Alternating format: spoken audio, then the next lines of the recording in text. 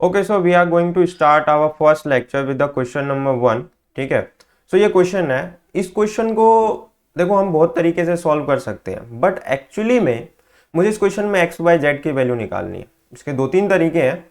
देखो, एक तो पहला तरीका तुमने डिटर्मिनेंट में देखा होगा। ठीक है, अभी हम इस पर बात ही नहीं करेंगे कि भाई हम डिटर्मिनेंट से सॉल्व कर सकते हैं। दूसरा तरीका क्या है कि भाई आप ये बोल सकते हो कि ये इक्वेशन नंबर 1 है, ये इक्वेशन नंबर 2 है, ये इक्वेशन नंबर 3 है। पहले दो इक्वेशन को सॉल्व कर लो, फिर उसकी वैल्यू निकालो, फिर तीसरे इक्वेशन में रखो और फिर सॉल्व करो। बट एक्चुअली में ना, मैं तुम्हें नया तरीका बताता हूँ कि इस तरह के इक्वेशन को क्या सॉल्व करने का अप्रोच होता है हमारा।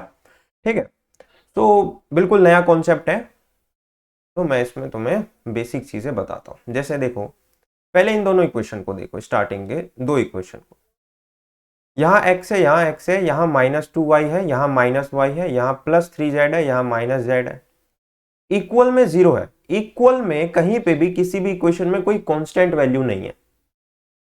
तो कोई अगर कांस्टेंट वैल्यू नहीं है तो हमारे लिए क्वेश्चन थोड़ा सा डिफिकल्ट हो जाता है, बिकॉज यहाँ पे 3 वेरिएबल्स है। बट इस क्वेश्चन को करना कैसे है, बेसिक अप्रोच क्या है? तो बेसिक अप्रोच ये है कि सबसे पहले इस y वाले टर्म को देखो, इस z वाले टर्म को देखो, इस y वाले टर्म को देखो, इस z वाले टर्म को देखो, इनके कोफिशिएंट्स को लिख दो। तो इसके कोफिशिएंट्स अगर मैं लिखूंगा तो I think -2 for y, -1 for this y। Then इस z के कोफिशिएंट लिखूंगा तो मैं क्या कहूंगा? मैं ये कहूंगा कि ये 3 है, ये -1 है। एग्जैक्टली उसके बाद x का लिख दो, दोनों तरफ x के कोफिशिएंट 1 1 ही है। ठीक है, इसके बाद अगेन दोबारा से जो पहले तुमने कोफिशिएंट लिखा था उसको सेम रिपीट कर दो, -2 -1। ओके, अब हमें क्या करना है? कुछ नहीं, अब हमें क्रॉस मल्टीप्लाई करना है। इसको इससे, इसको इससे, इसको इससे, इसको इससे, इसको इससे। बहुत बिल्कुल नए नई चीजें आएंगी। एक ही क्वेश्चन से तुम तीन चीजें सीखने वाले हो। अभी मैं आपको 1 to 1 बताता हूं कि भाई तीन चीजें हम क्या सीखेंगे। देखो, अब मैं अगर इसको सॉल्व करूंगा तो फॉर x आप क्या बोलोगे? फॉर x आप बोलोगे -1 इंटू -2। तो -1 इंटू -2 व्हाट?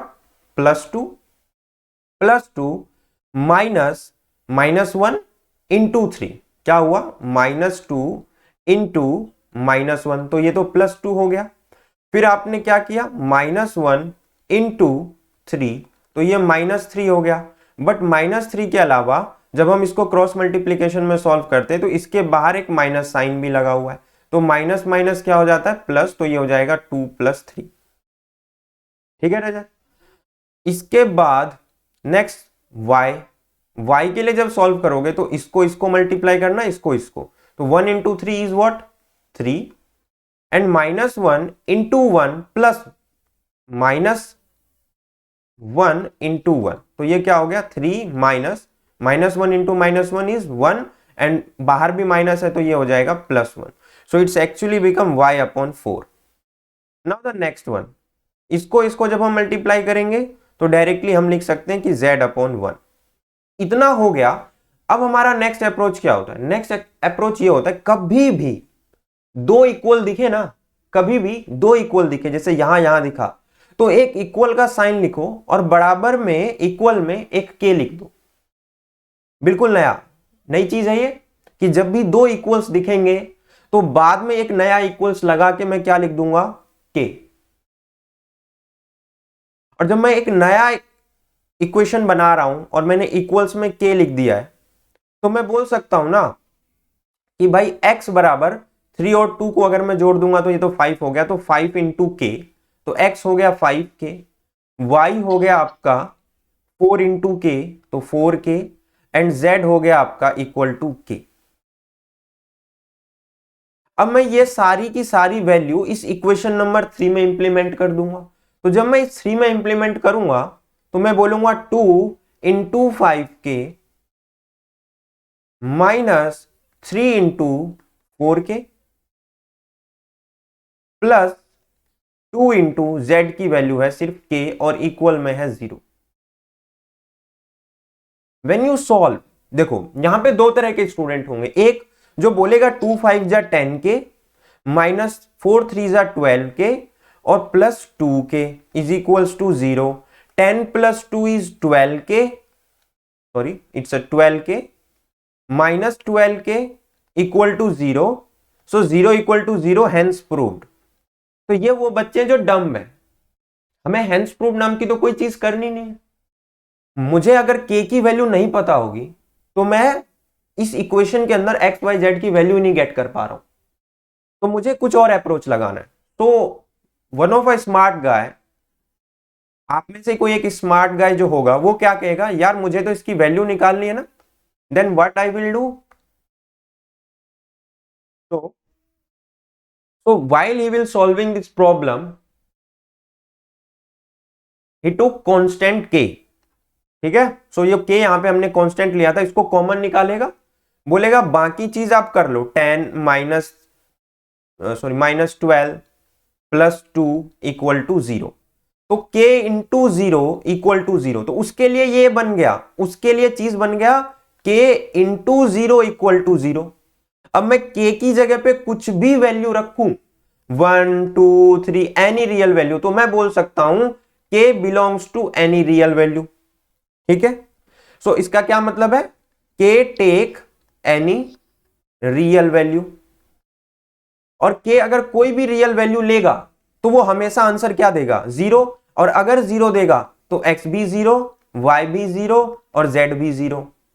इसका मतलब यहां से तुम एक चीज सीख चुके हो, वो क्या, कि मैं तो k की किसी भी रियल वैल्यू के लिए निकालूंगा तो वो हमेशा x equal to 0, y equal to 0, z equal to 0 देगा। इसका मतलब इनफाइनाइट हो गया, k का हम इनफाइनाइट वैल्यू निकाल सकते हैं, 1 2 3 4 एंड समथिंग कुछ भी।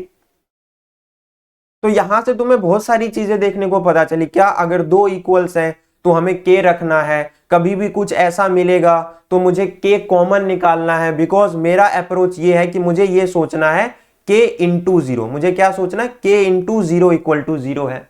दो चीज सीखने को मिला, यहां से एक चीज और सीखने को मिल गई कि भाई यहां से मुझे एक चीज से सीखने को मिली कि भाई k के इनफाइनाइट वैल्यूज हो रहे हैं, because k belongs to any real values.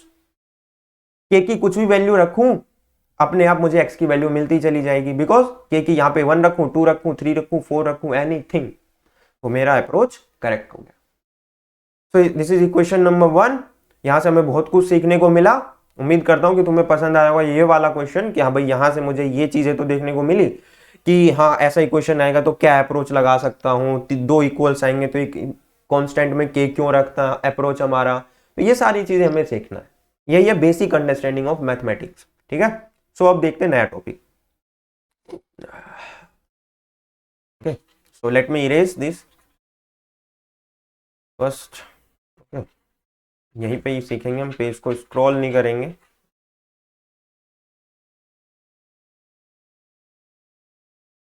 उम्मीद करता हूँ कि तुम्हें समझ में आ रहा होगा। If any problem then you can chat here. Okay, अगर कुछ भी समझ में नहीं आ रहा तो तुम चैट कर सकते हो कि हाँ सर यहाँ पे कोई इशू आ गया है, I will see and then I will reply.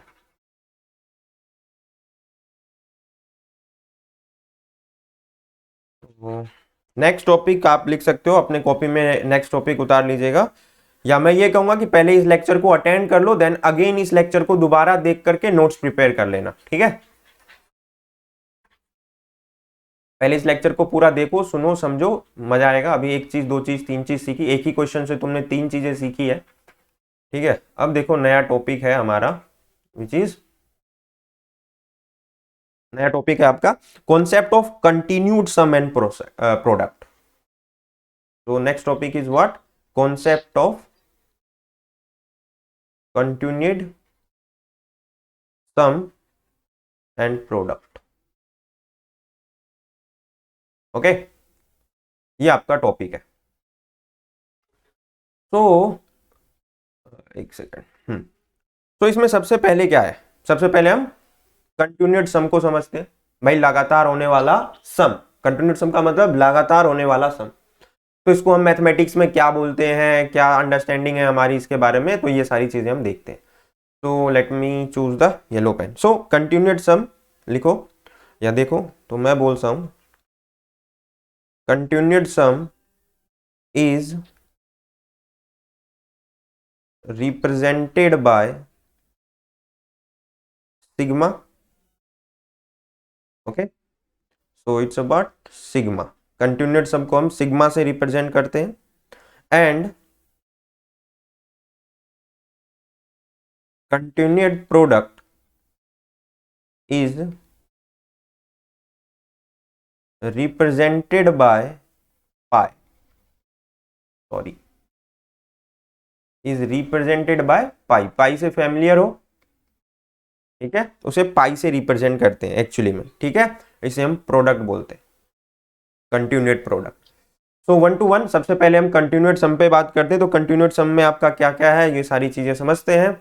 So continued सम लेते हैं. तो सबसे पहले हम कंटिन्यूड सम को कैसे रिप्रेजेंट करते हैं, लाइक सिग्मा से, like a sum k where k is equals to 1 to n. इसको कैसे रीड आउट करते हैं भाई, हम समीशन कर रहे हैं जहां पर k की वैल्यू 1 से लेकर के n तक जाएगी. बस ये इतनी बात हमें इसमें समझनी है. तो ये हमेशा लोअर केस होता है, ये हमेशा लोअर केस में देखने को मिलता है. ये k है, वेरिएबल है. इस वेरिएबल का मतलब क्या होता है कि वैल्यू वेराई करेगी, और इसकी वैल्यू कहां से वेराई कर रही है, तो 1 से लेकर के n. तो यहां पर हम लिखते हैं कि भाई ये स्टार्टिंग पॉइंट है और ये हमारा एंड पॉइंट है कि यहां तक जाना है. ये हमारा बेसिक था कंटिन्यूड सम के अंदर कि भाई ये चीजें होती. अब थोड़ा सा प्रोडक्ट सम को भी समझ लेते हैं, ठीक है. सो इसमें थोड़ा सा और, जैसे यहाँ पे अगर मुझे लिखना हो तो मैं कैसे लिखूंगा. तो अगर मेरे को ऐसे दिया हुआ है k is equals to 1 to n a of k, so मैं इसको लिखूंगा a1 plus a2 plus a3 plus a4 and so on up to n. Okay, so ये हो गया कंटिन्यूड सम. थोड़ा सा कंटिन्यूड प्रोडक्ट भी देख लेते हैं एंड ऑल, बट अभी हम कंटिन्यूड प्रोडक्ट को थोड़ा साइड करके कंटिन्यूड सम को अच्छे से समझते हैं. क्या हमारी इसमें डीप अंडरस्टैंडिंग है, बहुत नई चीजें तुम्हें देखने को मिलेंगी, ठीक है. अभी तक तुमने सिर्फ सिग्मा देखा समझा, बट अभी तुम सिग्मा को बिल्कुल अच्छे से समझोगे भाई ये चीजें होती है, ठीक है. मजा आएगा इस चीज को, बिल्कुल नई चीजें होंगी तुम्हारे लिए. तो अब देखो क्या है, अब हम पढ़ रहे हैं इसकी प्रॉपर्टीज. सो कंटिन्यूड सम में प्रॉपर्टीज देख लेते हैं. तो प्रॉपर्टीज में क्या है, तो सबसे पहली प्रॉपर्टीज आपकी ये है कि भाई अगर sigma k is equals to 1 to n और सिर्फ a लिखा है, इसका क्या मतलब है. तो इसका क्या मतलब होना चाहिए. अभी तक तो हमने देखा कि मुझे ये देखने को मिल रहा है a बेस k, बट यहाँ पे a के साथ तो k है ही नहीं, सिर्फ सी a है. तो इसका क्या मतलब है, इसका सिंपल सा मतलब है कि a plus A plus A plus A plus A and so on कितने बार a प्लस होगा, n बार. कितने बार, n बार. तो मैं सिंपली लिख सकता हूं n टाइम्स ऑफ a.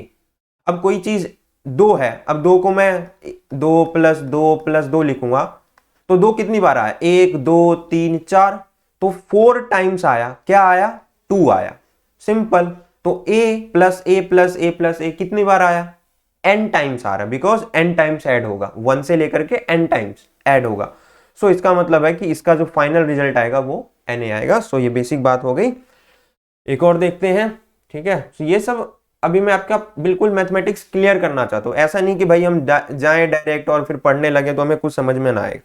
इसके अलावा देखो बहुत इंपॉर्टेंट पॉइंट, पहले इसको समझो, थ्योरी को थोड़ा सा लिख देता हूं मैं यहाँ पे. Sigma distribute addition. Okay, writing मेरी थोड़ी सी खराब है, बट आई थिंक मैं समझाने में आपको कोई कमी नहीं छोड़ूंगा, ठीक है. So sigma distribute addition and difference. क्या मतलब है इसका, sigma distribute addition and difference. बहुत ही मस्त पॉइंट है ये, बहुत ही ज्यादा, और बहुत कॉमन लॉजिक्स इसके अंदर छुपे हुए हैं. एक सेकेंड, मैं पेज को थोड़ा स्क्रॉल करता हूँ. पेज को स्क्रॉल करने के लिए मुझे थोड़ा आगे आना पड़ता है, बिकॉज लैपटॉप थोड़ा डिस्टेंस पे है. तो देखो, तो अगर मैं यहाँ पे सिग्मा बनाऊं, तो sigma k is equals to 1 up to n. अगर मैं लिखता हूं ए के प्लस बी के, क्या मतलब है इसका,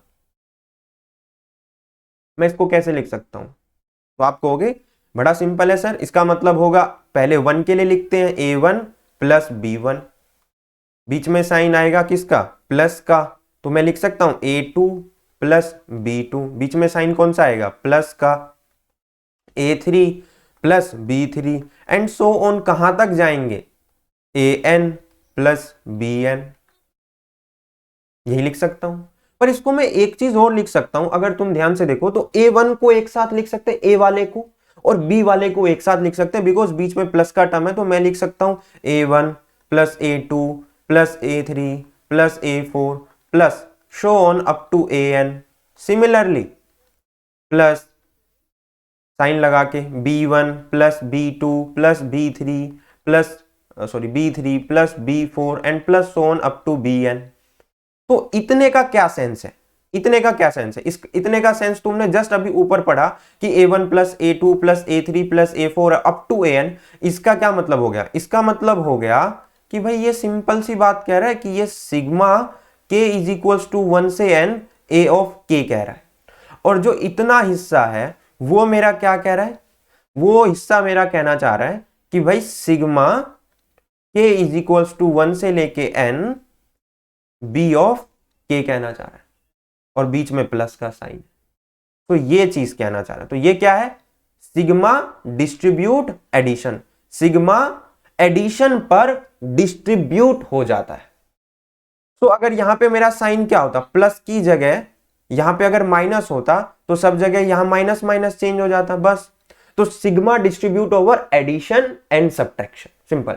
सो addition and difference, not subtraction, addition and difference बोल देते, ठीक है। तो यही बात हो गई कि भाई अगर ऐसा कुछ मिलेगा तो सिग्मा अलग अलग हम करके लिख सकते हैं in case of addition and subtraction. This is what sigma distribute addition and subtraction, बिल्कुल नया था। ओके, तो इसका मतलब यहां सिग्मा डिस्ट्रीब्यूट हो गया। आप ध्यान से देखो तो यहां सिग्मा डिस्ट्रीब्यूट हो गया अलग अलग, एक इसमें एक इसमें, बीच में प्लस का साइन। अब देखो प्रोडक्ट का थोड़ा सा आइडिया लेते हैं, इतना तो हम समझ चुके हैं, अभी आपको बहुत कुछ नया पता चलेगा। अब हम थोड़ा सा प्रोडक्ट का आइडिया लेते हैं, प्रोडक्ट क्या कहना चाहता है एंड ऑल, ठीक है। तो प्रोडक्ट क्या कहना चाहता है, प्रोडक्ट में हम पाई से रिप्रेजेंट करते हैं, तो हम बिल्कुल simple representation pi k is equals to 1 up to n A of k। But ये प्रोडक्ट में है तो मैं इसको क्या लिखूंगा, A ऑफ 1, डॉट का मतलब मल्टीप्लाई से समझ लेना, A of 1 into B of 1, sorry B नहीं है हमारा, I am really sorry, A of 1 into A of 2 into A of 3 into A of 4 into A of 5 into and so on, कहां तक जाएंगे, अप टू A ऑफ, ठीक है। सो ये हमारा बेसिक अप्रोच हो गया कि भाई A of 1 into A of 2 into A of 3 into A of 4 into A of 5 up to n।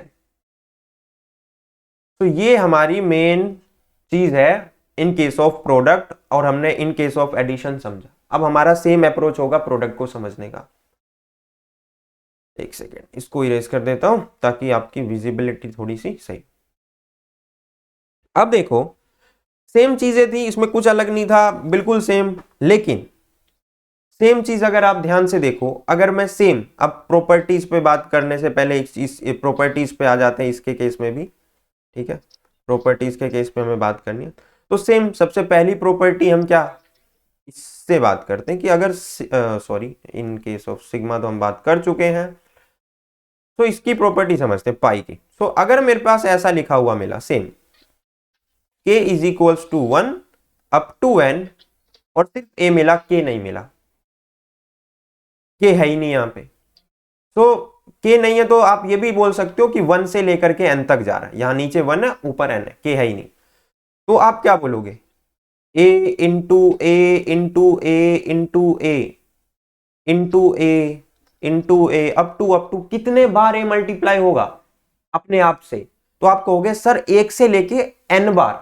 मान लो कि मैंने लिखा एक और यहां लिखा 4 और यहां लिखा a, तो आप कहोगे कि a अपने आप से 4 बार मल्टीप्लाई होगा, तो इसका a अपने आप से 4 बार मल्टीप्लाई होगा तो मैं सीधा लिखूंगा a की पावर 4। तो अगर a n बार अपने आप से मल्टीप्लाई हो रहा है तो इसका मतलब मैं लिखूंगा a की पावर n, ठीक है, समझ में आया। तो अब नेक्स्ट प्रॉपर्टी देखते हैं कि भाई वहां पे तो सिग्मा डिस्ट्रीब्यूट हो रहा था ओवर एडिशन एंड सब्ट्रैक्शन, तो क्या पाई भी डिस्ट्रीब्यूट होगा।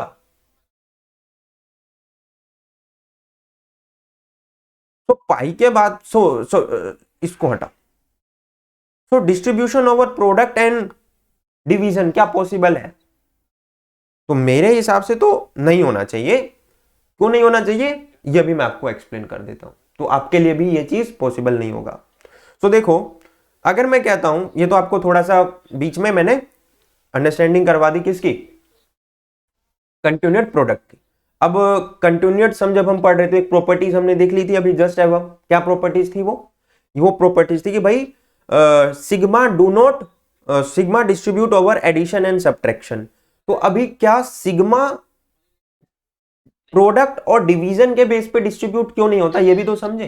तो देखो, बहुत इंटरेस्टिंग टॉपिक है, मजा आएगा समझने में। सो अगर मैं बोलता हूं k इज इक्वल्स टू 1 से लेकर के n तक जाएगा, और मैं बोलता हूं a of k into b of k, तो आप इसको क्या लिखोगे? तो आप कहोगे सर बहुत सिंपल है, आप इसको लिखोगे a1 इंटू b1, ठीक है, plus a2 into b2 plus a3 into b3 plus a4 into b4 plus up to an bn।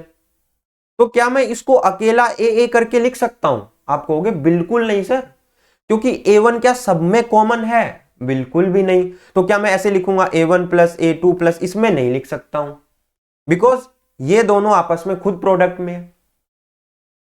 तो यहां देखो कि प्रोडक्ट पे क्या सिग्मा डिस्ट्रीब्यूट होके sigma is equal to k1n a of k into sigma k is equal to 1 up to n b of k, इसको ऐसे लिख सकता हूं? बिल्कुल नहीं, ये इक्वल बिल्कुल भी नहीं है।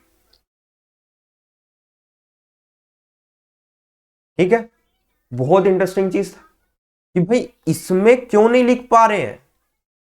तो यहां से एक बात पता चल गई कि भाई सिग्मा प्रोडक्ट के बेस पे डिस्ट्रीब्यूट नहीं होता। सेम देखते हैं हम डिवीजन के बेस पे क्यों नहीं डिस्ट्रीब्यूट होता। तो डिवीजन के बेस पे क्या केस लें, सेम ले लेते हैं। मैं बोलता हूं कि sigma k is equals to 1 up to n a of k upon b of k है। तो इसको सॉल्यूशन जब मैं करूंगा तो मैं क्या लिखूंगा, a1 upon b1 plus a2 upon b2 plus a3 upon b3 plus up to an upon bn। बिल्कुल ये तो लिखूंगा। तो क्या मैं इसको ऐसे लिख सकता हूं, sigma k is equals to 1 up to n a of k upon sigma k is equals to 1 up to n b of k? बिल्कुल नहीं लिख सकता। क्यों नहीं लिख सकता? क्योंकि a ऊपर से ऐसे कॉमन नहीं लिया जा सकता। यहां पे आपको समझना है, मैं अभी आपको ये सारी चीजें क्लियर करूंगा कि ओवरऑल डिवीजन और सिंगल डिवीजन, ये सारी चीजें यहां पे अभी नीचे क्लियर होंगी। यहां देखो ये सिंगल डिवीजन है, ये ओवरऑल डिवीजन नहीं है। मैं ऐसा नहीं कह रहा हूं कि a1 plus a2 plus a3 is overall divided by b1 plus b2 plus b3, नहीं, ऐसा इंडिविजुअल नहीं है। अकेला b1 a1 को डिवाइड कर रहा है, अकेला b2 a2 को डिवाइड कर रहा है, अकेला b3 a3 को डिवाइड कर रहा है। तो मैं ऐसे नहीं लिख सकता हूं। ये जो मैंने लिखा है ना, ये इसको रिप्रेजेंट करता है, इसको नहीं। ठीक है, तो यहां पे कंफ्यूजन ना हो, अभी आपकी और अंडरस्टैंडिंग हो जाएगी। बस आप यहां पे समझो कि ओवर डिस्ट्रीब्यूशन डिस्ट्रीब्यूट नहीं होगा। ठीक है, सिग्मा डिवीजन पे डिस्ट्रीब्यूट नहीं होगा। बहुत इंटरेस्टिंग चीज है। अब हम थोड़ी सी इसमें और अपनी डीप अंडरस्टैंडिंग बनाते हैं कि भाई continued sum and continued product pi के केस में देखते हैं। ठीक है, तो देखो पाई के केस में मैं कैसे लिखूंगा, तो सिंपल है, कुछ अलग तो है नहीं। n k is equals to 1 है, आपको बोला गया a ऑफ k, तो आपने कहा था इसमें कि मैं a1 into a2 into a3 up to an तक लिखूंगा। ये चीज समझ में आ गया। k is equals to 1 up to n, तो a है सिर्फ, तो k मान के मतलब k है ही नहीं, तो 1 से लेके n तक जाके इसका प्रोडक्ट करना है। तो a1 into a1 into a1 up, तो इसका सिंपल सा मतलब हो जाता है, ओवरऑल हम बोल देते हैं a raise to the power n। ठीक है, सो अगर आप ध्यान से देखो तो यहां पे क्या बोला गया, आपको ये चीज तो मैंने फंडामेंटल क्लियर करवा दिया, बट अभी ऊपर की चीज देखते हैं कि भाई ओवरऑल डिवीजन और इंडिविजुअल डिवीजन में क्या फर्क है। ठीक है, थोड़ा सा ये मैंने आपको इसलिए बताया बिकॉज बीच में मैंने इस चीज को समझा दिया था, तो हो सकता है कि आप थोड़ा सा इसको भूल गए हो, तो रिकॉल करवाने के लिए हमने इसको देख लिया। ठीक है, अब हम थोड़ा सा इस बड़े वाले डिवीजन और इंडिविजुअल डिवीजन को थोड़ा सा सिग्मा के टर्म में समझ लेते हैं कि भाई ये जो चीज हमने लिखी हुई थी ऊपर क्या मतलब है इसका। तो अभी उसको थोड़ा सा अच्छे से क्लियर आउट करते। ठीक है, तो यहां पे हमने दो चीज देखी। पहली बात कि भाई sigma k is equals to 1 up to n a of k into b of k is not equal to sigma k is equals to 1 up to n a of k into sigma k is equals to 1 up to n b of k। एक चीज हमने यहां से एक और देखी कि k is equals to 1 up to n a of k upon b of k is not equal to upon sigma k is equals to 1 up to n a of k upon sigma k is equals to 1 up to n b of k। मैं ये नहीं लिख सकता। क्यों नहीं लिख सकता, इसको अच्छे से समझते हैं।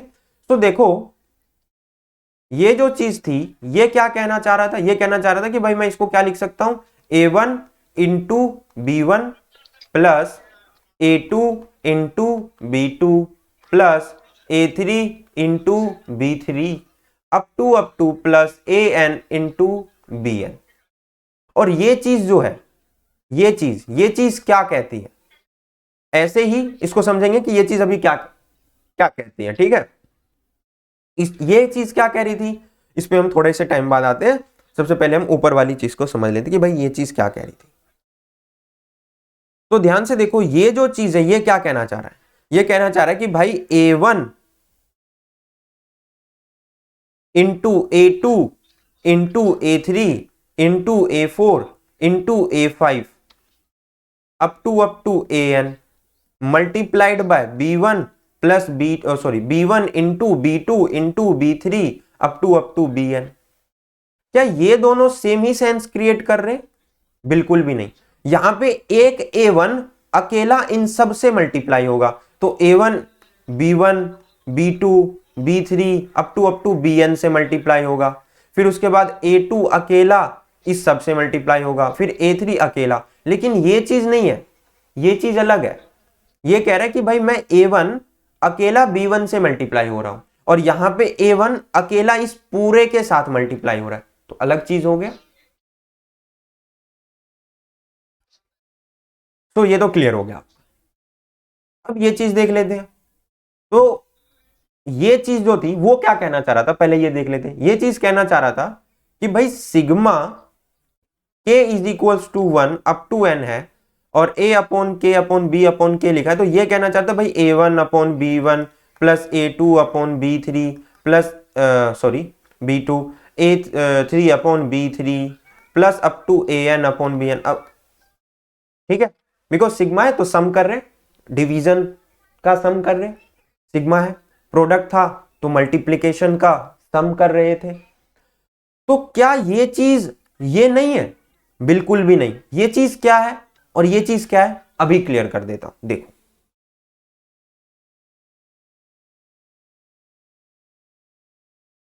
देखो तो ये चीज हमने देखा कि ये जो हमने लिखा ये इसको रिप्रेजेंट करता है, ये किसको रिप्रेजेंट करता है, ये देखो यहां पे इसका सिंपल सा मतलब है, इसको लिख लेते हैं। तो इसको अगर मैं लिखूंगा तो मैं एक बड़ा सा डंडा बनाऊंगा और लिखूंगा a1 ठीक है plus a2 plus a3 plus a4 plus a5 और b के क्या बोलेगा b1 plus b2 plus b3 plus b4 plus b5 up to bn और सेम अप टू an। अब यहां पे देखो ये a1 जो है, इस a1 को अकेला हम किससे डिवाइड कर रहे हैं, पूरे इस डेनोमिनेटर से, बिकॉज सबके बीच कौन सा साइन है, प्लस का। तो a1 अकेला b1 से लेकर के अप टू bn तक के सम के साथ डिवाइड होगा। लेकिन यहां पे ये जो है ये क्या कह रहा है कि A1 सिर्फ और सिर्फ किसके साथ डिवाइड होगा, B1 के साथ डिवाइड होगा। बहुत ही बेसिक अंडरस्टैंडिंग है, हम सिर्फ सिग्मा को समझते थे, सिग्मा लिखा है, ये लिखा है, बट यहां से आपको रियल मैथमेटिक्स का पता चल रहा है सिग्मा में क्या फंडामेंटल्स होते हैं गाइस। यही है कि इन सब चीजों को पढ़ाने के बाद आपके लिए देखो ज्यादा कुछ नहीं होता, ये सब जेई मेंस वगैरह की जो कोचिंग वगैरह आप लोग लेते हैं या बच्चे लेते हैं उनमें भी यही फंडामेंटल्स क्लियर करवाते हैं, तभी मैथमेटिक्स की एक डीप अंडरस्टैंडिंग बनती है। मैं वही चीज करवा रहा हूं ताकि आपके लिए मैथमेटिक्स बहुत ईजी हो। इवन आप जेई का एग्जाम दे लेना, मेरे मैथमेटिक्स के लेक्चर के बाद आप बहुत सारे क्वेश्चन सॉल्व कर लोगे।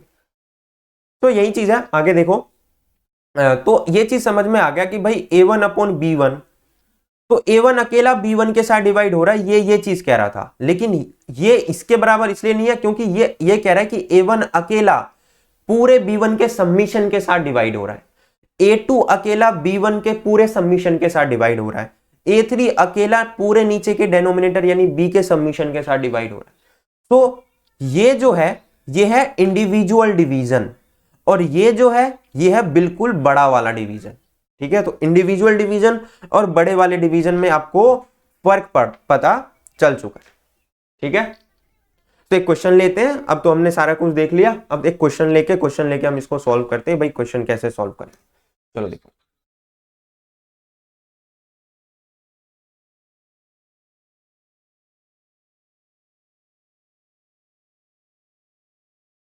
ओके, तो समझ में आ रहा है गाइस? रिप्लाई यस और नो, समझ में आ रहा है अभी तक जो मैंने पढ़ाया है? यस और नो? तो let's wait for second. Okay okay, चल तो देखो, अब अगला चीज एक क्वेश्चन लेते हैं। सो क्वेश्चन से समझते हैं, उसके बाद हम एक दो क्वेश्चन लेके फिर लेक्चर एंड करेंगे, और इसके बाद फिर बेसिक मैथमेटिक्स का लेक्चर नंबर 2। सो जो भी स्टूडेंट इस वीडियो लेक्चर्स को यूट्यूब पे देख रहे हैं उनके लिए ये है कि भाई देखो, ये हमारी मैथमेटिक्स की क्लास है, इस तरीके से हमारी मैथमेटिक्स की क्लास चलती है, इस तरीके से आपकी बेसिक अंडरस्टैंडिंग बनती है और इस तरह का कंटेंट आपको प्रोवाइड किया जाता है। तो that's why I charge, but मैं ज़्यादा चार्ज भी नहीं कर रहा हूँ।